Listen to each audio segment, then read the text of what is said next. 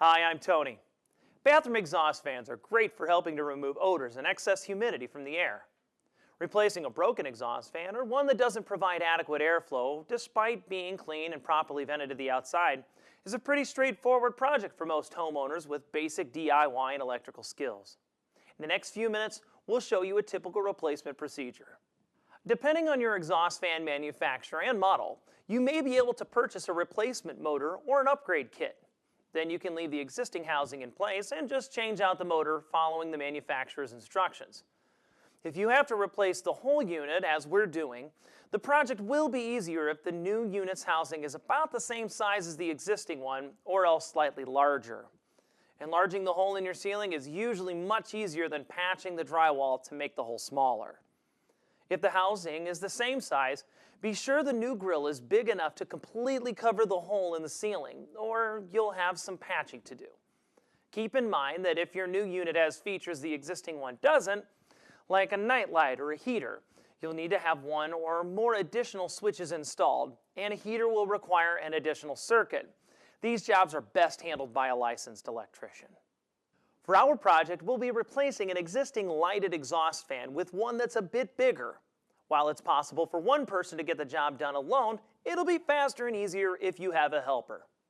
In addition to the new exhaust fan, the supplies you'll typically need include a large tarp, a ladder, a voltage tester, a work light, work gloves, safety glasses, a dust mask, a tape measure, a pencil, a carpenter's square, a drywall saw, and a drill.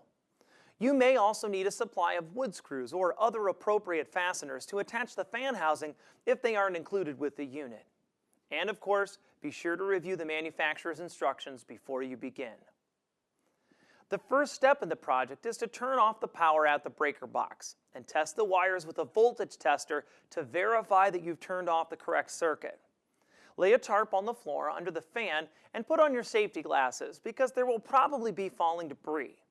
You may also want to wear a dust mask. With that done, remove the grill and take note of how the unit is wired. Assuming your new fan has the same features as the old one, you'll connect the new one the same way. Taking a picture with your cell phone will give you a visual guide for later. Next, disconnect the wires, remove the old fan motor and housing, and detach the duct connector from the duct hose. The best way to do this will depend on how and where everything is attached. In our case, access to the housing fasteners and ductwork is in the attic, and we'll have to temporarily move some insulation. If you need to handle insulation, remember to wear gloves and a dust mask in addition to your eye protection.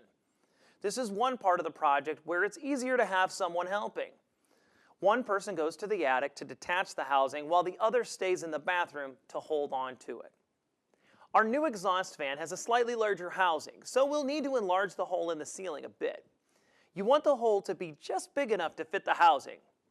Measure out the final hole size, mark the drywall to indicate the cut lines, and double check the measurements before making the cuts with a drywall saw. Now it's time to install the new housing and fan motor. Since we're fastening it into place from the attic, this is another step where having a helper will make things easier.